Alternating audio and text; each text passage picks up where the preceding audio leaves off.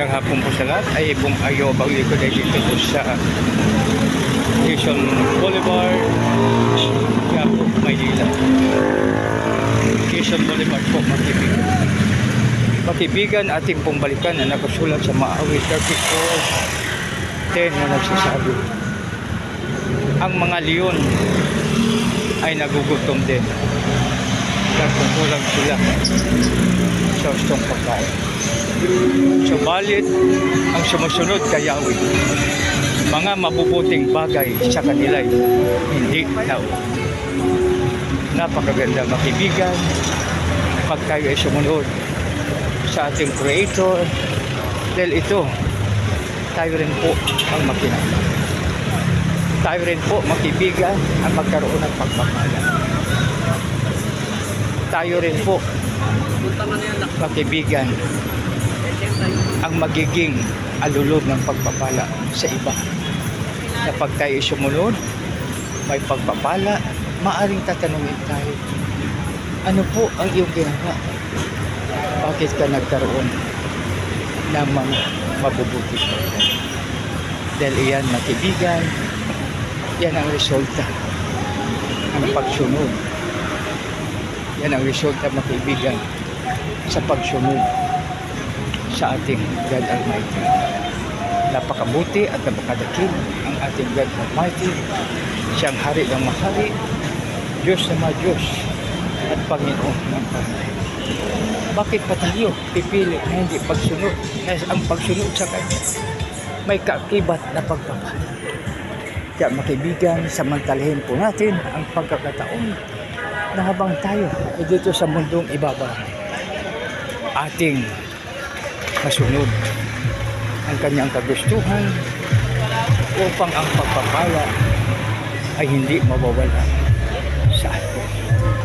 Nakalagay din sa Maawit magkaibigan na kahit ano ang ating pagsisikap, pag walang divine intervention, wala rin po. Parang nag-iigip din ng tubig sa butas na timba. Subalit pag tayo sumunod, sigurado makaibigan ang pagpapala. Kaya makaibigan, magtulungan tayo.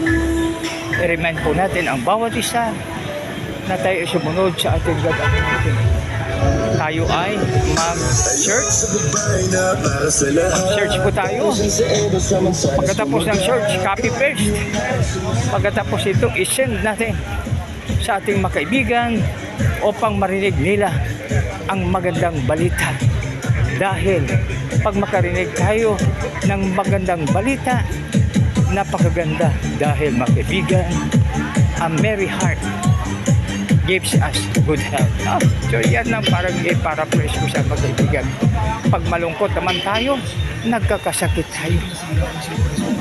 So balit, pag tayo ay masaya, merry ang ating heart, napakaganda magkaibigan.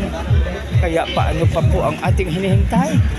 Gawin natin masaya ang ating puso upang maganda magkaibigan ang ating pakiramdam. At kung maganda ang ating pakiramdam, napaka-the best, napakaganda makaibigan na tayo makaibigan ay magkaroon ng mga pagpapala. Dahil ang pagpapala ay walang ibang pwedeng magbigay kundi mula doon sa itaas. Ibig sabihin, ang makabigay nito ay ang ating lamang na God Almighty, na pagwala sa Kanya, dahil Siya ang ating source of everything.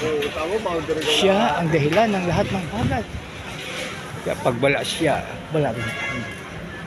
Pag tingnan natin ang word na Christian, pwede natin sabihin, without Christ, we are nothing.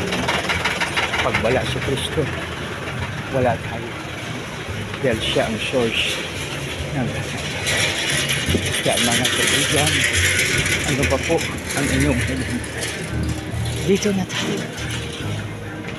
Sumunod na tayo sa ating Panginoon upang maging maayos po ang lahat, mga kaibigan. upang maging maganda, upang maging masaya ang ating buhay. At kung masaya ang ating buhay, magkaroon tayo ng merry heart. At pag ang ating heart ay merry, magkaroon tayo ng good heart. Dahil loneliness drieth the bones. So, ibig sabihin, pag tayo may sakit, ito ay nadadagdagan. Pag tayo ay malungkot, subalit ito'y naiibsan. Pag tayo magkaibigan, ay masaya. Bakit pagpiliin pa natin maging malungkot? Dahil mayroon namang kasiyahan. Kaya magkaibigan, tayo po ay susunod sa ating God Almighty upang ang pagpapala ay sumasa atin. At kung ang pagpapala ay sumasa atin, napakaganda, napakasaya ang bawat isa sa atin. Dahil pangako na sinabi, ang mga batang ngayon ay nagugutom, nagkukulang sila sa gustong pagkain. Subalit, ang mga taong sumusunod kay Yahweh, mabubuting bagay sa kanila ay hindi nauulit. So kaya magkaibigan, ating pong i-search yan. Ating pong i-search mga kaibigan yan sa Maawi 34:10 upang ating i-copy paste. I-search po muna natin. I-copy paste. Then i-send natin kahit isang kaibigan lamang sa bawat araw. At ang iyong kaibigan ay i-send, i-forward na rin sa iyo. Biro mo yan sa isang araw. Marami po kayong nabigyan ng magandang balita. At ang magandang balita na yan, ang kalakip niyan ay ang pagpapalala.